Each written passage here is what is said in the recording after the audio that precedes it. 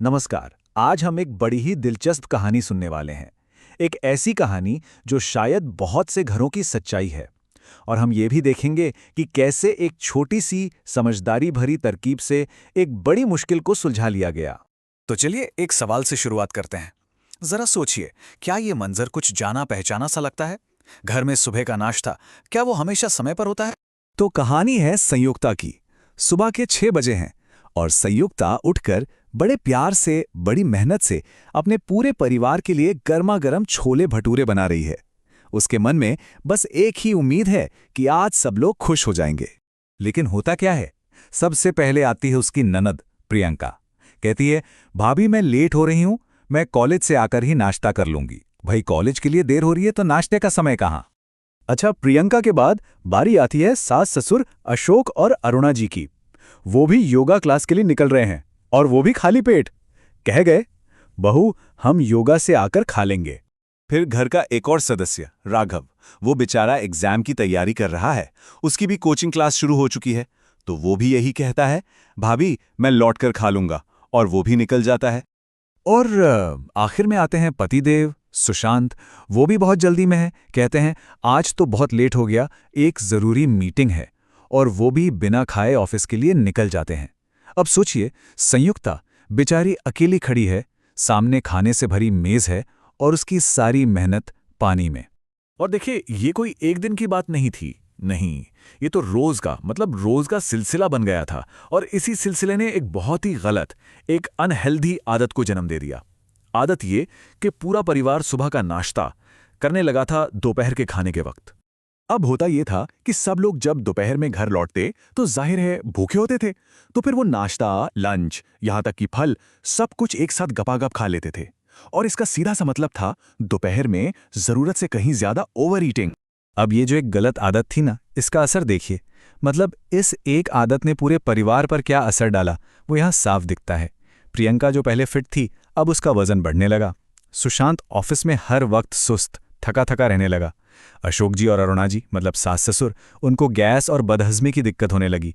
और राघव जो पढ़ाई करने बैठता था, उसे नींद आने लगती थी। मतलब किसी का भी काम ठीक से नहीं हो पा रहा था।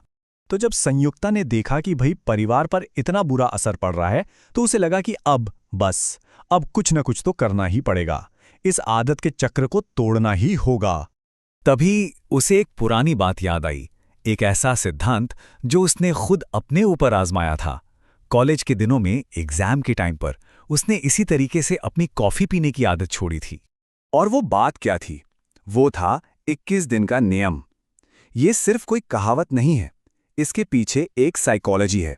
ये थ्योरी कहती है कि अगर कोई भी काम लगातार 21 दिनों तक किया जाए, तो हमारा दिमाग उस काम को करने का आदी हो जाता है। मतलब एक नई आदत बन जाती है, या फिर कोई पुरानी आदत छूट भी सकती है। और संयुक्ता ने इसी नियम को लेकर एक कमाल का प्लान बनाया। देखिए वो कितनी समझदार थी। उसने किसी को डांटा नहीं, लेक्चर नहीं दिया। उसने धर्म और आस्था का सहारा लिया। उसने घर में घोषणा कर दी कि उसने परिवार की भलाई के लिए 21 दिन का एक प्रण लिया है, और उस प्रण की बस एक ही शर्त है कि 21 दिनों तक घर में सब लोग समय पर खाना खाएंगे। और उसका ये प्लान काम कर गया।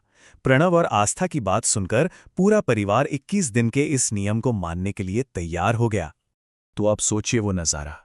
ना जाने कितने समय बाद पहली बार ऐसा हुआ कि पूरा परिवार सुबह 8 बजे एक साथ डाइनिंग टेबल पर बैठा है और अपना दिन शुरू करने से पहले नाश्ता कर रहा है।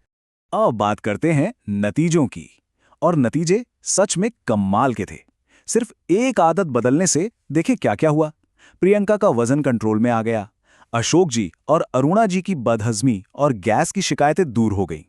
राघव को जो दोपहर में नींद आती थी, वो बंद हो गई। सुशांत ऑफिस में ज्यादा एनर्जेटिक महसूस करने लगा। और हां, सबसे बड़ी बात, संयुक्ता का काम भी हल्का हो गया और उसका तनाव भी कम हो गया। अब आता है कहानी का सबसे जरूरी हिस्सा। 21 दिन पूरे हो गए, प्रण खत्म। तो संयुक्ता ने सबसे कहा कि अब अगर आप लोग चाहें तो वापस अपनी पुरानी दिनचर्या पर लौट सकते हैं। लेकिन जानते हैं जवाब क्या मिला? सबने एक साथ कहा, नहीं नहीं बहू, अब हम सही समय पर ही नाश्ता करेंगे, हमें भी यही अच्छा लग रहा है। मतलब आदत अब पक्की हो चुकी थी। तो ये कहानी हमें एक बहुत बड़ी बात सिखाती है कि कोई भी आदत, चाहे वो कितनी भी छोटी या बड़ी क्यों ना हो, उसे बदला जा सकता है। तो ये सोचने वाली बात है ना कि ऐसी कौन सी एक आदत है जिसे अगले 21 दिनों में बदलकर अपनी जिंदगी में एक अच्छा, एक पॉजिटिव बदलाव लाया जा सकता है।